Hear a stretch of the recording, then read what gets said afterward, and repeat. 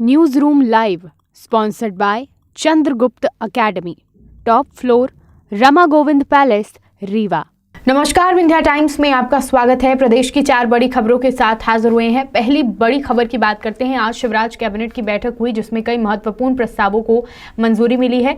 सबसे पहले जो प्रस्ताव को मंजूरी मिली है वो ये है कि मध्य प्रदेश के ग्वालियर और रतलाम में करोड़ों रुपए की सरकारी जमीन को प्राइवेट हाथों में सौंपा जा रहा है। इसमें ग्वालियर में परिवहन विभाग के डिपो और रतलाम जिले के तराना में परिसंपत्ति विभाग की जमीन शामिल है। दोनों जमीनों की कीमत करोड़ों रुपए में है। भोपाल में ये कैबिनेट बैठक हुई। इसमें तय किया गया है कि ग्वालियर में परिवहन विभाग की 65 करोड़ 11 लाख रुपए में 100% रजिस्ट्री की राशि जमा करने पर कामतानाथ कंस्ट्रक्शन को देने की मंजूरी दी गई है। वहीं रतलाम के तराना में लोक परिसंपत्ति विभाग की जमीन 17 करोड़ 76 लाख रुपए में तराना डेवलपर्स को दी जाएगी। इसके बाद बैठक में प्रदेश में नवीन और नवकरणीय ऊर्जा विभाग द्वारा ओंकारेश्वर में 600 मेगावाट का फ्लोटिंग सौर पार्क और छतरपुर में 950 मेगावाट का सौर ऊर्जा पार्क बनाने की मंजूरी मिली है। भोपाल गैस त्रासदी की निरंतरता के लिए 5 साल के लिए 1363 अस्थायी पदों के लिए स्वीकृति दी गई है। वहीं ओबीसी स्टूडेंट्स के लिए इंदौर, जबलपुर, शाजापुर, आगरमालवा, दमोह में हॉस्टल बनाने की सहमति मिली है। ग्राम सभाओं को वन समितियों के गठन का स्वतंत्र अधिकार मिला है। इस बैठक में कई महत्वपूर्ण प्रस्तावों को मंजूरी मिली है। बढ़ते हमारी दूसरी बड़ी खबर की ओर। आज मध्य प्रदेश हाई कोर्ट ने एक बड़ा फैसला किया। ये फैसला मध्य प्रदेश के चौराहों में लगी मूर्तियों से जुड़ा हुआ है। कोर्ट ने कहा कि प्रदेश में 18 जनवरी 2013 के बाद चौराहों पर लगी सभी मूर्तियां हटाई जाएंगी। यानी 2013 के बाद से जो मूर्तियां मध्य प्रदेश के अलग अलग चौराहों में लगी हैं उन सभी को हटाया जाएगा। कोर्ट ने यह फैसला भोपाल के टीटी नगर चौराहे पर लगी पूर्व मुख्यमंत्री अर्जुन सिंह की प्रतिमा के संबंध में दायर याचिका पर सुनवाई करते हुए किया है। ये जो याचिका दायर हुई थी इसमें याचिकाकर्ता ने कहा कि मूर्तियों से ट्रैफिक प्रभावित होता है। कोर्ट ने भोपाल नगर निगम और राज्य सरकार पर 30,000 रुपए का जुर्माना भी लगाया है और इसमें 10,000 रुपए याचिकाकर्ता को मिलेंगे।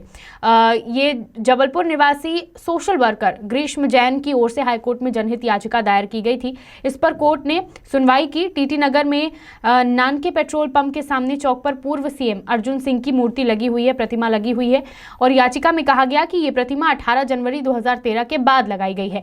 तब सुप्रीम कोर्ट ने पूरे प्रदेश में चौक और सार्वजनिक स्थलों पर मूर्ति या प्रतिमा लगाने पर रोक लगा दी थी। इस याचिका की सुनवाई करते हुए जस्टिस शील नागू की कोर्ट ने सख्त फैसला सुनाते हुए ये कहा है कि राज्य सरकार और भोपाल नगर निगम को फटकार लगाई है। राज्य सरकार से कहा है कि प्रदेश में 18 जनवरी 2013 के बाद सड़क, चौक, चौराहों, सार्वजनिक स्थलों पर लगाई गई मूर्तियों को हटाया जाए। बढ़ते हमारी तीसरी बड़ी खबर की ओर। यूक्रेन से भारतीय छात्रों के आने का सिलसिला लगातार जारी है और अब गनीमत है कि सही सलामत छात्र लौट रहे हैं। इनमें से जो भारतीय छात्रों की मौत हुई है वो काफ़ी दुखद है।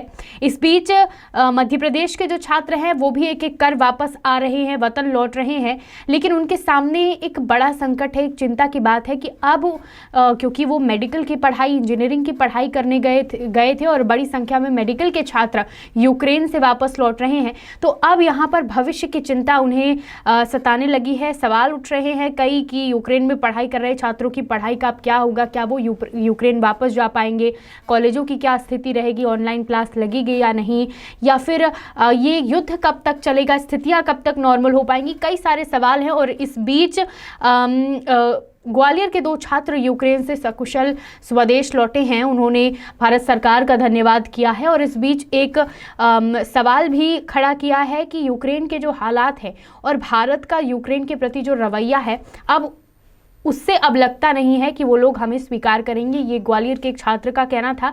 छात्रों ने बताया कि वह लोग भी अब यूक्रेन वापस नहीं जाना चाहते हैं। छात्रों ने भारत सरकार से अपील की कि स्थानीय स्तर पर उन्हें मेडिकल कॉलेजों में एडमिशन दिया जाए, साथ ही यदि निजी मेडिकल कॉलेजों में दाखिला मिलता है तो वहाँ की फीस भी कम कराई जाए। तो ये बिल्कुल चिंता वाली बात है क्योंकि यूक्रेन की स्थिति कब तक नॉर्मल हो पाएगी, कब तक चीज़ें सामान्य हो पाएंगी।